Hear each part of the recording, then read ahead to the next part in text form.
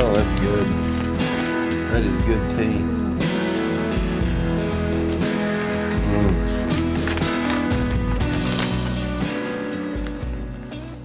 Hey guys, Nathan at Duck River Honey. It has been a busy, stressful week and a relieving week too. My wife Cassie had a planned surgery on Monday, so I was at the hospital with her for a couple of days. She had to stay overnight. She's fine.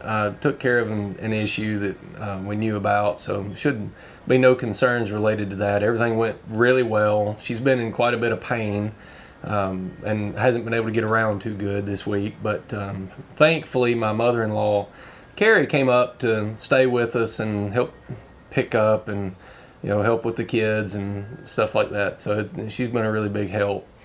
So that's been heavy on my mind for a while, worried about that, and good to have that done with.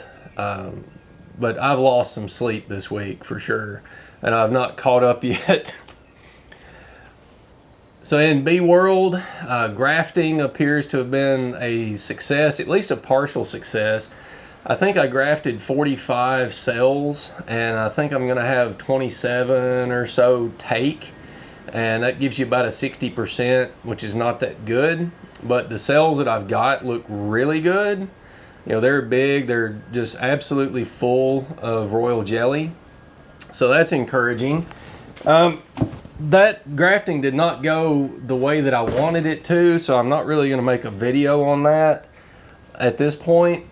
I'm basically using Chris Werner and Bob Benny's queenless cell starter, queen right cell finisher technique, and I got it set up at, got the queenless portion on the bottom, and all the field force came back and got it set up just the way I wanted it, and queen up on top. And when I broke into that hive, they actually had some swarm cells in there, so I cleaned all those out. So you've got a big strong hive that's condensed down into a smaller box on the bottom, and they've already got the swarm impulse. So I think they did a really good job raising cells for me, but I never reversed them back to make it a queen right cell finisher. That's because I grafted on a Thursday, and by Saturday the highs were in the 40s and lows in the low 20s, and then it was lows in the high teens. So I just didn't want to mess with them. I figured that all those bees underneath, with heat rising through a double screen board, would keep the queen right portion that was on top okay, and that appears to have been the case. So I didn't mess with them, didn't reverse them, and I think I'm going to get some pretty good cells out of there. So I'm happy with how that turned out. I thought I might end up with more than that, and the way queen cells are, if you don't have enough splits, you don't have to use all the cells. You can give them away or kill them or whatever. So it's good to have a surplus on queen cells. So one more thing I'll add on grafting. This is a neat little tip I saw on like a queen breeders forum or a queen breeders group on Facebook or something. This is a steering wheel tray. It actually hooks onto your steering wheel and makes a tray right here in your lap. And I use this for grafting. I added a screw here, screw here, screw here, and that's it. That's all I've done to it. Your frame leans against your steering wheel. You can look right in the cells. That first screw keeps the bottom of your frame from kicking out, and then the bottom two screws keeps your cell bar from falling off. So I put 3 cell bars right there, and then was grafting out of that frame leaned up on the steering wheel in my truck. So that actually worked out really well. I had the cab of the truck really hot, and then turned the heat off as soon as I got the graft frame in there, and I kept a thermos of hot water in the seat next to me, and had a dish rag or a dish towel, and would wet that down and cover the frames and the cell bars with it to keep them humid and warm, and worked out pretty good. So yesterday I started setting up splits. What I'm doing is I'm going into my colonies, counting brood frames, pushing all the sealed brood to the bottom box, trying to get 10 frames of sealed brood with open combs on top of that, And then if they've got more brood than that, more sealed brood than that, then I consider that surplus. I'm pulling it up above an excluder, just shaking all the bees off, pulling it up above an excluder, and setting it up to split, which will probably be Sunday. I'll harvest those splits and get my nukes set up. So I'm actually supposed to pull queen cells out today or tomorrow, get those in the incubator. I've got a lot going on today. I've been to the metal shop. I've got some stuff for my wax dip tank to get it finished out. And I've also got to bottle honey and deliver honey. I've got 2 orders, and you know, money coming in has a high priority for me right now. So I'm going to get honey bottled, and you know, may have to finish with my splits, setting up splits and stuff tomorrow. I've still got 8 or 10 hives to go through and set my splits up and all that. But yeah, if I can get some money coming in, that's a good thing. Nutrition and stimulation. I wanted to talk about this for a minute. This spring, I've kind of adopted a different strategy than I have in the past. I've done no feeding of sugar syrup all spring. And the reason is I've fed sugar syrup in the past, and I've had early swarming pressure, and I've had a lot of swarming pressure. I've had huge hives, but they're peaking too soon. So this year I've adopted a fondant feeding strategy on light hives, basically emergency feeding with fondant, and then I'm equalizing out honey frames from colonies that have too many honey frames to colonies that don't have enough. So giving them fondant or honey frames doesn't really stimulate the queens that much. It just keeps the colonies alive. It's when you start throwing 1-to-1 sugar syrup into a colony that it really stimulates brood production. And I'm seeing that. Some of my colonies are not as big as I thought they were. I think the most brood that I've seen in the colonies I've been through so far was probably 18 medium frames. And I left them with 10. I'm harvesting 8 in a split. But I've got quite a few hives that just have 1 or 2 or 3 excess brood frames. I've got several hives that are still in 3 boxes. They got a bee coming after me. I've got several hives that are still in 3 medium boxes. Most of them are in 4, one's in 5, but several are still in 3 boxes. So where I'm at right now, I think I'm going to have enough brood, enough excess brood to make these 25 or 27 splits. I may dissolve some of my smaller colonies, especially if they've got queens in there with genetics I don't like. Just split them up completely and dissolve that spot into nukes. But I'm looking ahead, and I'm expecting 25 virgins from Corey Stevens in April or May. And you know, if they come in April, where am I going to get those resources from? So I think I'm going to take my small colonies and put feeders in them and just start stimulative feeding those. I've got a few that are not going to make a honey crop. They're not big enough to make they're not on pace to make a honey crop. So maybe by feeding them now, I can get them big enough that they could make a honey crop, or I could split them up and use them to make more nukes in April. So that's something I'm going to start looking at, is feeding colonies that need it, especially now that I've been through everybody and have a similar amount of brood frames in all of my hives. I don't have to wonder about who's got what, you know, which ones are peaking too early, which ones are peaking too late or lagging behind. Everybody's going to be about the same. The small ones I can feed up and either dissolve them or, you know, split them to pieces or make a production hive out of them. So my wax dip tank, I'm getting that thing figured out. I've got some things I'm making for it to make the process go a lot easier and better. But I'm getting that figured out. I got a couple of orders of equipment waxed for other people, and it went really well the second time. I did have a mild boil over again. It was a small one, but I was messing around with trying to figure out how far I could push the tank. and what happened is I had some boxes and a bottom board that had been rained on. They're under a canopy, but they, blowing rain had been on them. So I know that they were wet, and I put those in the tank, and sure enough, it boiled all that water out and just barely got over into the spillway, and then that ran down the spout that I welded onto the spillway and into the metal bucket that I put there just for that occasion, and that worked really well. So I'm very pleased with that. I've been to the metal shop today. I got some 18 gauge. They've got, of course, brakes and presses and all that stuff. So I got some 18 gauge metal, and I'm going to make a lid out of that. And then I got some other stuff to make a drip rack and everything. I'll do a video on the wax dip tank once I get that process figured out. But I'm close, but not quite there yet.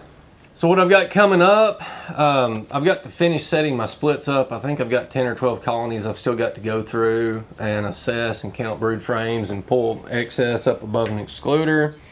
Got to get cells in an incubator. The sky is turning black over there, so I'm guessing I'm not going to get that done today. Tomorrow will be okay. And I'm not worried about rogue cells in my builder because I went through it yesterday very carefully, not to move the cell bar or the frame that has my queen cells, because they're in that delicate phase where the wing buds can get damaged easily. But I went through that whole builder and did find some emergency cells. They had some like 1 and 2 day old larvae that they were trying to make emergency cells out of, and I killed all those off, so I'm not concerned about rogue cells getting out. Just worried about the queens I put in there emerging early and trying to kill all the other cells out. So I think if I get them into incubator tomorrow, that'll be fine. And then Sunday, I'd like to get my splits made up, and then depending on weather, probably drop cells Monday morning. I think that would work pretty well. So question and answer this week. I've got a couple questions. One's going to be a show and tell, but first, I've got a question from Louise Ibbotson. Hi Nathan, thank you for all the vlogs you put out. My question is, would you change to larger brood boxes to save on inspection time? I'm a medium box beekeeper. I use all mediums for honey supers, hive bodies, nuke boxes, everything. And I'm not going to change that. Just because it's simpler for me to have, I'll put it this way, running all mediums, like if somebody who had a deep and medium operation, double deep brood chambers and then medium honey supers, if you compare their operation with mine, if we had the same amount of hives, we would have a similar amount of equipment in either operation, but I would have fewer SKUs. Like if you look at it like a retail store, you've got the same amount of product, but I've got fewer SKUs.